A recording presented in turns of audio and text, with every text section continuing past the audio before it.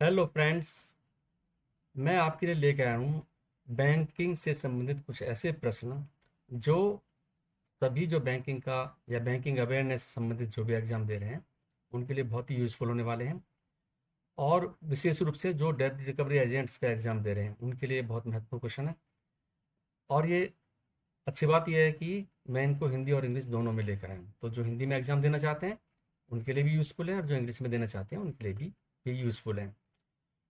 तो ये दोनों के लिए यूज़फुल है और बैंकिंग अवेयरनेस से संबंधित है, क्वेश्चन आंसर हैं। और इनसे मिलते जुलते एक क्वेश्चन ही एग्जाम में अक्सर आया करते हैं। तो मैं एक सीरीज शुरू कर रहा हूँ ये, तो ये पार्ट वन है। तो इस पार्ट वन में मैं कुछ क्वेश्चन लेकर आया हूँ जो आपको जिनकी जानकारी आपके लिए बहुत ही महत्वपूर्ण होगी। तो चलिए शुरू करते हैं टाइम ना वेस्ट करते हुए। तो इसमें जो पहला प्रश्न है वो है कि बचत बैंक खाता धारक ए बैंक से अपने बेटे बी को खाता संचालित करने की अनुमति देने का अनुरोध करता है। ए इसे किसके माध्यम से कर सकता है? यानी कि अकाउंट ऑपरेट कराना चाहता है कोई व्यक्ति और वो अपने बेटे से कराना चाहता है, तो ऐसा कौन सा माध्यम अपनाए वो? तो क्या वो नॉमिनेशन या पावर अटॉर्नी, मुख्तारनामा या ट्रांसफर ऑफ अकाउंट, किसके माध्यम से? तो नॉमिनेशन से खाते का संचालन करने का अधिकार नहीं मिलता और ट्रांसफर ऑफ अकाउंट से भी, क्योंकि ये कोई समाधान नहीं है कि खाते का ट्रांसफर कर दें। तो पावर अटॉर्नी के द्वारा वो अपने बेटे से अपने खाते का संचालन करा सकता है। पावर अटॉर्नी अपने बेटे के नाम में ट्रांसफर जनरेट करके, पावर अटॉर्नी जनरेट करके अपने बेटे के नाम में। तो इसका आंसर होगा बी। तो इसका है ना, ठीक है ना, ठीक है। इसके बाद में हम दूसरे क्वेश्चन पर आते हैं। तो दूसरा क्वेश्चन है, banking ombudsman is appointed by, यानी बैंकिंग लोकपाल किसके द्वारा नियुक्त किया जाता है? SBI, RBI, government of India, SEBI. तो रेगुलेटरी बॉडी जो है बैंकों की वो कौन है? आरबीआई। तो लोकपाल भी जो है, ऑम्बड्समैन, वो भी आरबीआई के द्वारा ही नियुक्त किया जाता है। तो इसका आंसर होगा बी। ठीक है। तो तीसरा क्वेश्चन देखते हैं इसमें। खुदरा ऋण खाते को एनपीए के रूप में वर्गीकृत किया गया है, यानी रिटेल लोन है, अकाउंट है, क्लासिफाइड इनटू एनपीए। तो एनपीए कैसे डिक्लेयर होगा वो?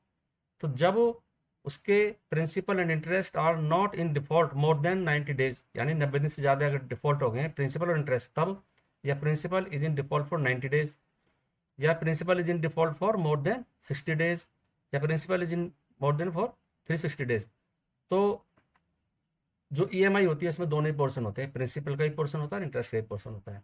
तो जब ईएमआई यानी कि दोनों के दोनों जो डिफॉल्ट हो जाते हैं मोर देन 90 डेज, तो तभी वो खाता एनपीए होता है। तो इसका आंसर होगा ए। चलिए चौथा क्वेश्चन देख रहे हैं। चौथे में क्या है?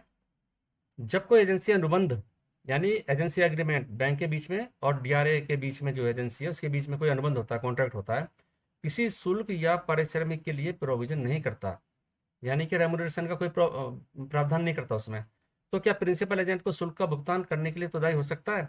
यानी कि प्रिंसिपल क्या उसको भुगतान करने के लिए उत्तरदायी है? क्या देगा फिर भी पैसा, या मना कर देगा कि अब हमें कुछ नहीं देना आपको, क्योंकि एजेंसी एग्रीमेंट में कुछ नहीं लिखा हुआ, आपस में कोई तय नहीं हुआ? तो ऐसा नहीं होता, उसको पैसे देना होगा। पर वो देगा कैसे इसको, अगर एजेंसी एग्रीमेंट में कोई नहीं लिखा गया कुछ चीज़? तो as per the practice in the industry, हाँ बिल्कुल हो सकता है। As per the law of the land, law में लिखा ही नहीं है, कॉन्ट्रैक्ट एक्ट में साइलेंट है, वहाँ पे एजेंसी जो प्रोविजन किए गए हैं उसमें पारिश्रमिक के बारे में, रेमुनरेशन के बारे में कुछ नहीं लिखा हुआ। ये भी नहीं है as per the decision of the agent, agent के डिसीजन के आधार पर नहीं होता। नन ऑफ द अबव, क्योंकि दोनों पार्टी के म्यूचुअल होता है, या तो दोनों पार्टी के जो बीच में जो भी अनुबंध होगा तो म्यूचुअल होगा, या फिर वो जो इंडस्ट्री में जो प्रैक्टिस चल रही है उसके आधार पर। तो इसका आंसर होगा ए। पांचवा है, when can a bank refuse to provide account details of his customer, customer के खाते की डिटेल देने से कब मना कर सकता है किसी? अदालत से निर्देश पर देना पड़ेगा, अदालत अगर बोलती है तो। आयकर विभाग के आदेश पर तब भी देना पड़ेगा, लीगल प्रोविजंस हैं। ग्राहक के मित्र द्वारा अनुरोध किए जाने पर, ग्राहक के जो मित्र है, फ्रेंड है, उसके कहने पर नहीं देगा। खाताधारक द्वारा समय अनुरोध किए जाने पर तब भी दे सकता है। अगर खाताधारक ने कुछ कहा कि मेरे खाते की आप इन्फॉर्मेशन किसी दूसरे बैंक को या किसी को दे दीजिए, तो बैंक दे सकता है। तो इसका आंसर होगा सी, फ्रेंड्स के कहने पर नहीं दे सकता। There is always a customer, ग्राहक कौन होता है हमेशा? इंडिविजुअल ओनली, होता होता है। ओनली वन और मोर पर्सन हो सकते हैं, एक से ज़्यादा भी हो सकते हैं खातेदार। पार्टनरशिप फर्म भी हो सकती है। Individual, group, firm, company, trust, institution, यानी ये सभी हो सकते हैं। तो उसका आंसर होगा D. You are explaining the repayment policy to a customer. आप रिपेमेंट पॉलिसी जो कस्टमर को समझा रहे हैं, DRA। On hearing your explanation you notice that he has a look of disbelief on his face, यानी कि उसको विश्वास ही नहीं हो रहा जो आप बता रहे हैं उसको रिपेमेंट पॉलिसी के बारे में, भ्रम है उसके दिमाग में। In such a case, in what situation should you make sure the customer understands what you are saying. तो आप कैसे मानोगे कि वो समझ गया आपकी बात को। तो asking the customer to repeat the explanation and clarify his doubts. आप दोबारा बोलोगे भी क्या कहना चाहते हो, क्या क्या क्या नहीं आपकी समझ में आया। सही बात पूछोगे। इग्नोर हिम नहीं, आप इग्नोर नहीं कर सकते, DRA इग्नोर नहीं कर सकता। Ask him to go to the bank, आप उससे बोलोगे बैंक चला जाए, ये भी नहीं कह सकते। Ask him to speak your colleagues, वो भी नहीं कह सकते। तो इसका आंसर होगा ए। उसको बताना पड़ेगा, पूछना पड़ेगा और उसको समझाना पड़ेगा। आठवां है, before approaching the borrower for recovery the DRA should ensure that, यानी रिकवरी जब जा रहा है, अप्रोच कर रहा है, विजिट कर रहा है उसको, तो DRA को क्या क्या चीज़ें एंश्योर कर लेनी चाहिए। ड्यूज आर स्टिल आउटस्टैंडिंग, यानी कि ड्यूज हैं उसको, ओवर ड्यूज हैं वो अभी बकाया है, उसको पहले एंश्योर कर लेना चाहिए, नहीं तो पोजीशन खराब होगी। The amount due and the name of the agent have been communicated to the borrower, और बैंक के द्वारा जो बोरोअर है, डिफॉल्टर है, ओवर ड्यू जो है जिसके, उसको एजेंट का नाम वगैरह सब कम्युनिकेट कर दिया, उसके फ़ोन नंबर वगैरह पब्लिश कर दिया अपनी वेबसाइट पर, वैसे उसको बता दिए। An appointment is made to meet the debtor, उस जाने से पहले उससे एक अपॉइंटमेंट लेना है। तो सारी चीज़ें ही जरूरी हैं, ऑल ऑफ द अबव, ये सभी जरूरी हैं। तो आंसर होगा इसका D. What does money laundering refers to, money laundering किसको रेफर करता है। पहला है converting illegal money into legal money, यानी कि जो इलीगल मनी है उसको लीगल मनी में कन्वर्ट करना।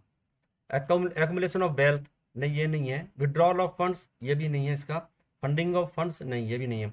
तो पहला वाला ये है कि जहाँ पे लीगल मनी को लीगल मनी में बैंकिंग चैनल के द्वारा जो है उसको कन्वर्ट करना, लीगल मनी बनाना, वाइट मनी बनाना, ब्लैक मनी को। तो आंसर होगा इसका ए। 10वां क्वेश्चन है, कैन क्रेडिट कार्ड होल्डर्स, क्या कर सकता है वो, get the benefit of paying later only, केवल बाद में भुगतान करने का लाभ प्राप्त कर सकता है, ठीक है। Get insurance cover when wherever applicable, जहाँ पे एप्लीकेबल है कार्ड जो कंपनी उसने दिया हुआ है, भी एक्सीडेंट है, बीमा आपका इतना रहेगा, तो हो सकता है। Become a share holder of the bank on the basis of the card, नहीं शेयर होल्डर नहीं बन सकता कार्ड के द्वारा, बैंक का शेयर होल्डर नहीं बन सकता वो। तो ओनली एंड बी, ये डी वाला ही सही है, दो ऊपर वाले सही है ये। What are two types of communications, दो तरह के कम्युनिकेशंस क्या हैं, यानी कम्युनिकेशन कम्युनिकेशन स्किल के अंतर्गत दो तरह के कम्युनिकेशन कौन से हैं, सच है वर्बल एंड नॉन वर्बल, सही है। वर्बल ओनली नहीं, केवल एक नहीं, नॉन वर्बल ये भी नहीं है, नन ऑफ द अबव ये भी नहीं है। तो पहला वाला ये है, दो ही कम्युनिकेशन स्किल होते हैं, दो टाइप के, वर्बल या तो non verbal. Non verbal means physical, ठीक है। तो आंसर होगा इसका ए। 12वां है, which of the following is not appropriate regarding DRA rights. तो DRA के राइट से संबंधित इसमें कौन सी एप्रोप्रिएट नहीं है, मतलब जो है कौन सही नहीं है इसमें, उपयुक्त नहीं है। पावर टू डेलीगेट, यानी कि जो उसको पावर दी गई है प्रिंसिपल के द्वारा एजेंट को, उसको फर्दर डेलीगेट करना नहीं कर सकता है, इसको कानून में साफ साफ, इंडियन कॉन्ट्रैक्ट एक्ट में साफ साफ मना लिखा हुआ है। राइट टू रेमुनरेशन वो है, राइट टू कंपनसेशन वो भी है, राइट टू कंपनसेशन ये भी रिपीट हो गया वही है। तो पावर टू डेलीगेट नहीं है, यानी अपनी पावर को फर्दर डेलीगेट नहीं कर सकता किसी और को। Answer A. In India the free credit period offered by the credit card issuers is for, generally कितने पीरियड के लिए फ्री पीरियड मिल जाता है क्रेडिट कार्ड के ऊपर, 30 से 50 दिन का होता है, 20 दिन नहीं, इतना नहीं, 10 दिन भी नहीं, 20 से 50 दिन के बीच में कंपनी टू कंपनी डिफर कर सकता है कि वो कितना पीरियड उसको दे रही है। तो आंसर होगा इसका ए। 14 क्वेश्चन है, Akash is a LIC agent, Akash जो है वो एक LIC एजेंट है। He has to go to post office to collect a parcel, और उसको पोस्ट ऑफिस जाना है, उसका कोई पार्सल आया वहाँ पे। He assigned his friend Prakash to collect it, वो अपना दोस्त है प्रकाश उसके पास में रहता है, तो उसको बोलता है कि आप कलेक्ट कर लाओ, उसको असाइन कर देता है, उसको अथॉरिटी लेटर जो भी देगा उसको। What is the role of Akash here, अब यहाँ पे जो LIC एजेंट है आकाश का पार्सल आया था, उसका क्या रोल है? वो प्रिंसिपल का है, एजेंट का है, या ओनली फ्रेंड्स का है? तो फ्रेंड्स तो है ही है, लेकिन उसका जो कानूनी रूप से उसका यहाँ पे रोल है वो प्रिंसिपल वाला है, क्योंकि उसने प्रकाश को अथॉरिटी दी है कि वो वहाँ उसको पार्सल उठा लाए। तो उसको जो प्रकाश गया उसके एजेंट के रूप में गया है, तो आकाश का जो रोल है वो प्रिंसिपल वाला है, यानी आंसर इसका ए। 15वां है, which of the following is required in the books of account of A recovery agents? तो रिकवरी एजेंट्स के बही खाते में लिखने की कौन सी आवश्यकता, क्या क्या चीज़ की आवश्यकता पड़ती है जब उसको अपने यहाँ पे रिकॉर्ड मेंटेन करना है? जो बोरोवर्स जिसकी लिस्ट मिली थी, और व्हाट इज अकाउंट था डिफॉल्टर्स की। तो बोरोवर्स की डिटेल्स होनी चाहिए, list of previously made remittances, पीछे जो रेमिटेंस करे थे, जो कलेक्शन आया था, उसकी भी डिटेल होनी चाहिए, list of document executed by the borrower, और जो लोन एग्रीमेंट जो उसने साइन करा था, डॉक्यूमेंट करा था जब लोन लिया था, उसकी कॉपी भी होनी चाहिए DRA के पास में। Book keeping is to be done following the same pattern as that of the principal, यानी जो प्रिंसिपल बैंक यानी बैंक NBFC जो भी है, वो जिस तरह से अपने खाते मेंटेन करता है, उसने अगर एजेंसी एग्रीमेंट में लिखा है कि DRA को भी ऐसे मेंटेन करना है, तो उसको उसी तरह से मेंटेन करना है। बिल्कुल सही बात है। तो ऑल ऑफ दी अबव, ये सारे के सारे सही हैं, तो इसका आंसर होगा ई। तो फ्रेंड्स, ये 15 क्वेश्चंस मैंने लिए इस पार्ट 1 में, और मैं आगे भी इसके आगे के क्वेश्चन से लेकर आऊँगा, और मैं उम्मीद करता हूँ कि ये क्वेश्चंस जो हैं आपको बहुत उपयुक्त रहेंगे, और मैं उपयुक्त रहेंगे। मैं आपको बता रहा हूँ कि इसी से संबंधित क्वेश्चंस जो हैं, इसी से रिलेटेड, इससे मिलते जुलते क्वेश्चंस जो है एग्जाम में आएंगे, आपको ये बहुत ही लाभदायक होने वाली है सीरीज। तो पार्ट 1 में हम इसको यहीं पे रखते हैं ऐसे, क्योंकि वीडियो बड़ा हो जाएगा, फिर मैं दूसरे पार्ट में लेकर आता हूँ इसको। तो आप सब्सक्राइब कर लीजिएगा इसको, चैनल को, जिससे मेरे आगे आने वाले वीडियो आपको मिलते रहें और बराबर सूचना मिलती रहे आपको इसके बारे में। Thank you friends.